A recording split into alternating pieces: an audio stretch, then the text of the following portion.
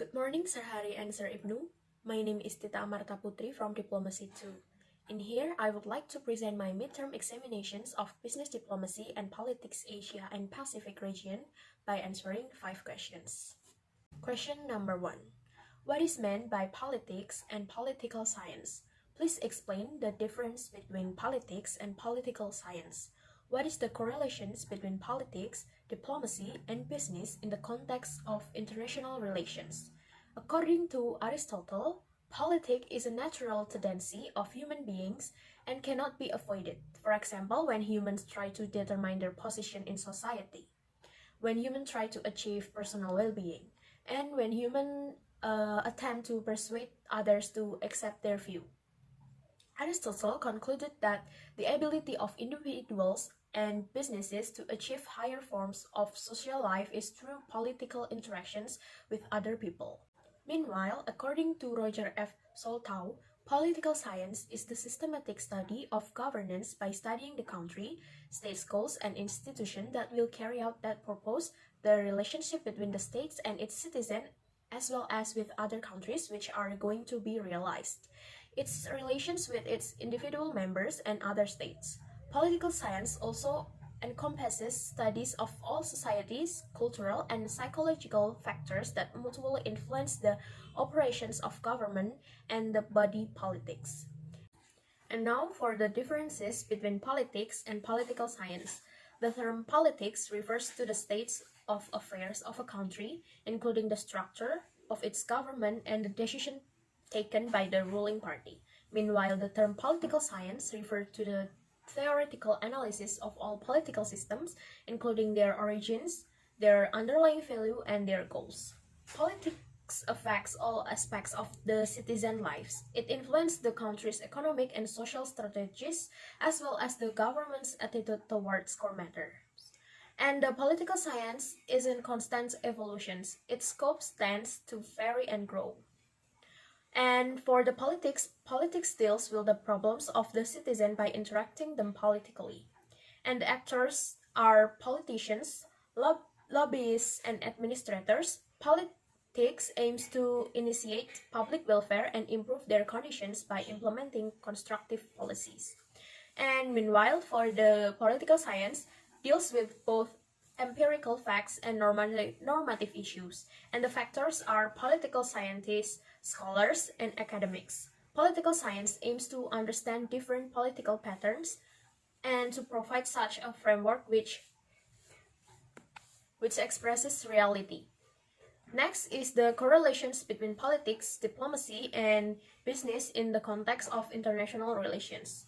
The correlations between politics and diplomacy is a soft power of international relations. Soft power describes the use of positive attractions and persuasions to achieve foreign policy objectives, or usually called as diplomacy.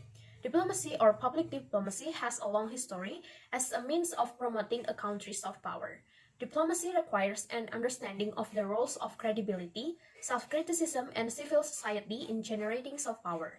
Meanwhile, the business of international relations needs diplomacy. Diplomacy engagement is essential for business in international relations. To survive in this complex and rapidly changing business environment, businesses need to develop competencies in what is termed business diplomacy by adopting the mindset and skills and diplomacy for businesses. In particular, business diplomacy is the ability to establish and maintain positive relationships with multiple stakeholders, locally and globally, to shape and influence the environment and ultimately create a favorable condition for business and seize new opportunities. The question number 2. Do you agree with the emergence of the so-called Asian century, which sees rising powers like China and India assume a more prominent role in shaping world affairs? Asia has become an important region of study. How do you substantiate your argument? My answer is yes, I do agree. Most Asian economies bounce back towards full employment, and the West still grappling with the coronavirus lockdown.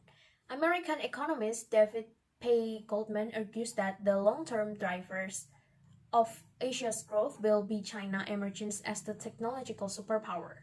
Beijing People's Congress is expected to approve new government investing in 5G broadband, factory automations, car self-driving, artificial intelligence, and related field worth 1.4 trillion US dollar. Asia now acts as a cohesive economic bloc. 60% of trade in Asia countries takes place in Asia. Health technologies company leading the Chinese stock exchange with Alibaba Health Informations more than doubling by 2020.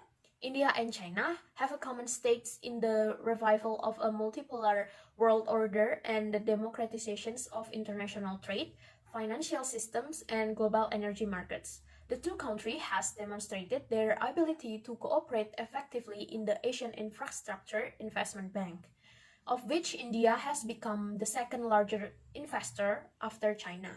It is assumed that they have a common interest in strengthening cooperations under the BRICS framework, the Shanghai Cooperation Organization, and the Group of 20 as well. Meanwhile, India has experienced a sluggish pace of economic growth for decades, averaging only 3.0% a year.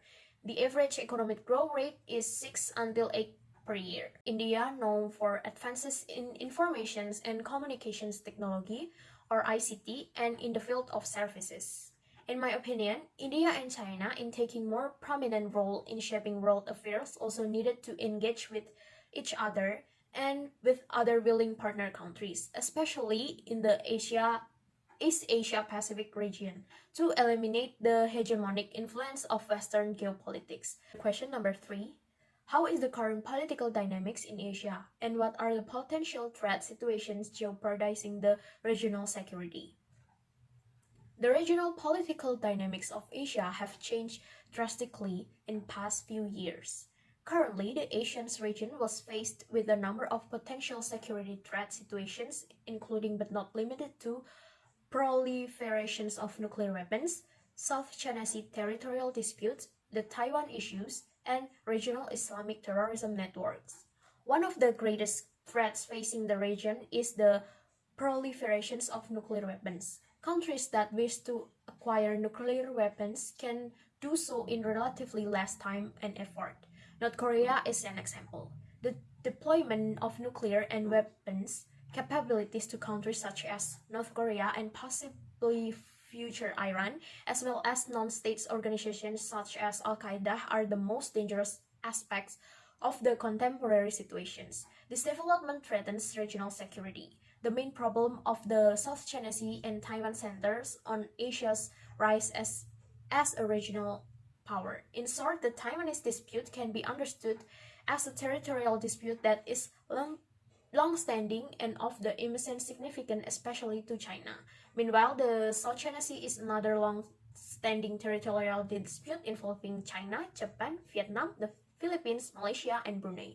The problem is fundamentally that the overlapping claims of the marine ownership of the South China Sea are believed to hold enormous oil reserves, because it is well beyond proclaimed by all these countries, and the tension was flared over the explorations or exploitations of sea-based resources. China has experienced some skirmishes of this country in the past, like other territorial dispute.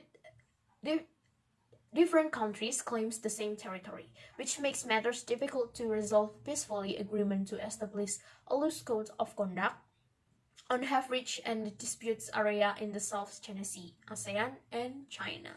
ASEAN and China have also defined the scope of cooperations on security issues. China officially rejects and uses coercions and has committed to resolving disputes through multilateral consultations. Such positive developments will help resolve territorial disputes. In addition, contemporary terrorism carried out under the guise of Islam remains a serious concern and threat on the territory. Islamist terrorism, or radical Islamic terrorism, are terrorist acts against civilians committed by violent Islamists who claim a religious motivations. The largest number of the incidents and fatalities caused by Islamic terrorism have occurred mostly in Asian countries such as in India, Iraq, Afghanistan, Nigeria, Pakistan, Yemen, Somalia, Syria, and Mali. Number 4. What are Biden's challenges in United States foreign diplomacy with Asia? Is the United States still a major power in Asian politics? So, after Biden's victory, there are many challenges to be resolved after Trump term.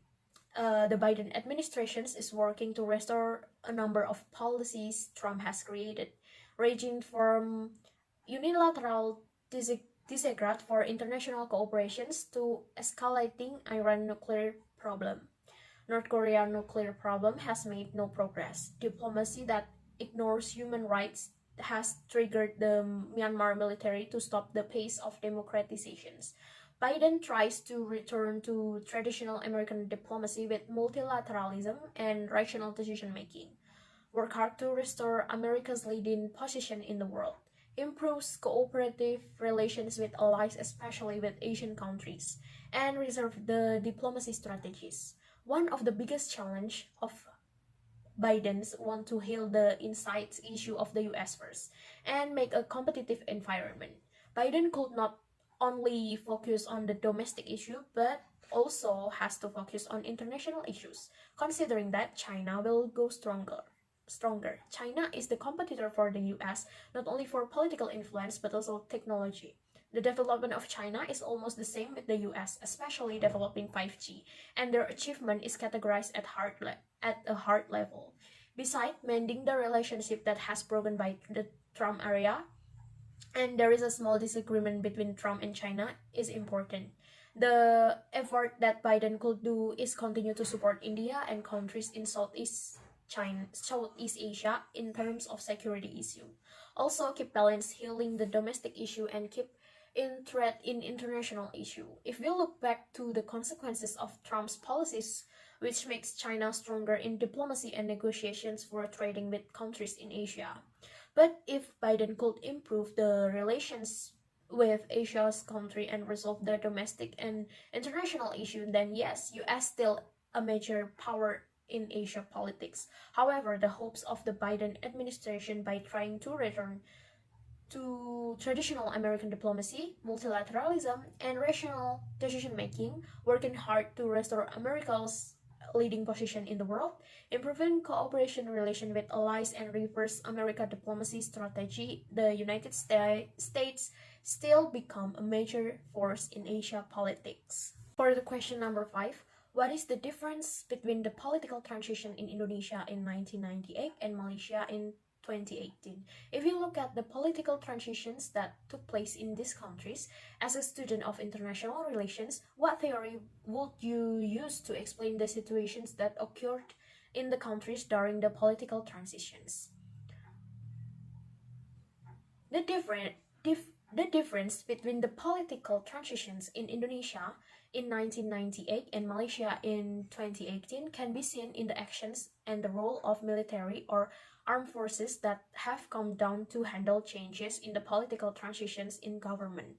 In Indonesia, according to the army versions, a group of leftist officers, due to the influence of the Indonesian Communist Party or PKI, staged a coup by kidnapping and killing 7 main military leaders. It can be interpreted that during the Suharto era, military forces played a role in the government. Meanwhile, in Malaysia, although the country faces several threats from communists, both domestically and regionally, the Malaysian armed forces never attempt to stage a coup. Malaysian generals have shown a high level of professionalism by limiting their role in security and military affairs. And the theory that is suitable to explain the situation that occurred in these countries during the political transition is realism. According to Hans Morgenthau, which stated that the concept of power or of interest defined in terms of power, it can be seen from the political transition in the two countries that are more concerned with power and making power into an interest that encourage them to do anything in the form of disputes to get power. In addition, in the Morgenthau perspective, realism offers a perspective about competitions. This view of competitions can be seen during the Suharto era in Indonesia and Mahathir Mohamad and Anwar Ibrahim who competed with each other to gain power in the political world. So this is the bibliography, and this is the end of the presentations. And thank you Sir Hari and Sir Ibnu for your kindly attentions.